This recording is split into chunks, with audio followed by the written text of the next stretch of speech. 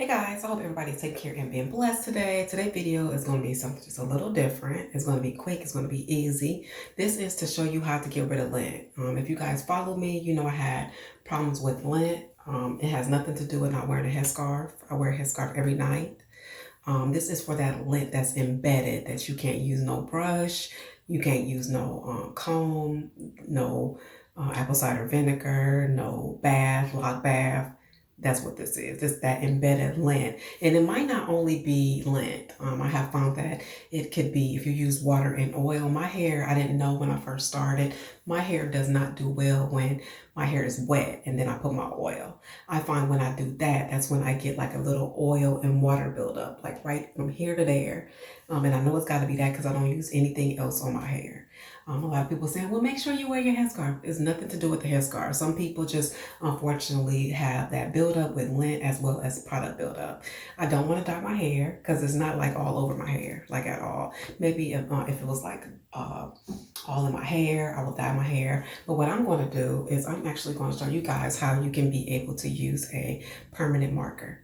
I got this marker from the dollar store and I was like, you know what? I mean, what's the difference between dye, permanent marker, all this crazy stuff they put inside of our products? They doing a lot of stuff.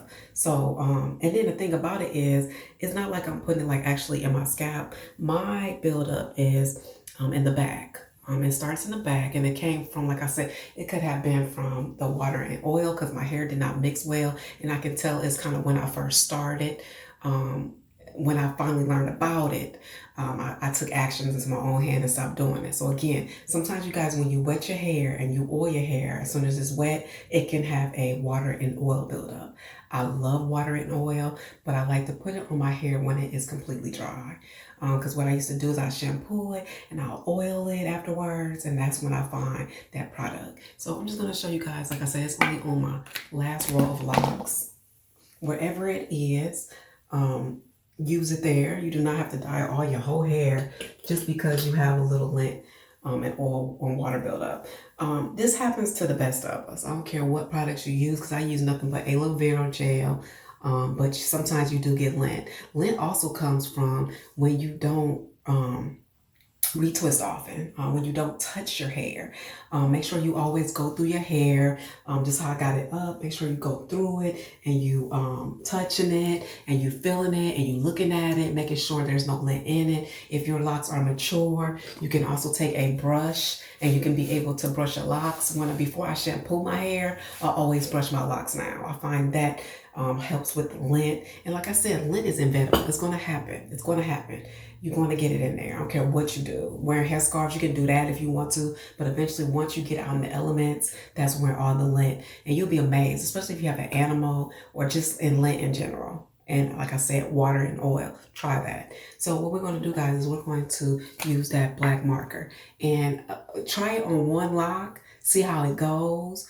Wash it, see if you like the way it looks when it washed. I have had no problems with it. That's why I'm sharing it with you. And I have never just done like a whole full set. Like it's always like maybe like a little bit like right there. Okay. It's never a lot. And that's why to me, like when a lot of people do those lock baths, they never focus on the root to tip. It's like where the new growth meet is usually always right there is where you get that buildup. And what happens over time, it just grow and grow and grow and grow. And then it winds up maybe down here. So always check that area. Always make sure you are pulling apart your hair, taking care of your hair, and you will not, it should not get embedded. I'm not gonna say you won't have that problem, but it shouldn't get embedded because once it get embedded and you try to use, I use tweezers. Tweezers is not the way to go. And that's what happened to my last row. I'm really jacked up my last row trying to get the lint out with tweezers because once I went in, I went in. When I seen one, I kept seeing more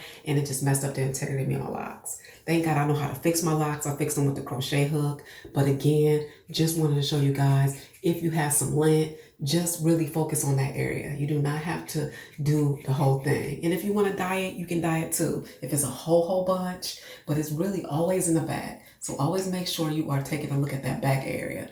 See, and look how good that lint just left. And again, like I said, I only really have them on the ends of my hair in certain areas. And again, just take whatever color Sharpie that your locks are. I like to use this big one. I got it from Dollar Store. It's real big. And there we go. So I just showed you how to get lint out of your hair. You don't have to dye it, but if you want to dye it, you most definitely are welcome to dye it. And I put some Loc Sprinkles. I need to clip this little, if you see this little string, my little Loc Sprinkle, I need to just clip that. So anyway, that is it, guys. No more lints, because I am not a lint person. That's a quick fix for lint. Focus on where the lint is, not on your whole lock. Okay, and leave it in the comments if that worked for you. Don't forget to rate, comment, and subscribe. And I will chat with you guys later. Bye, guys.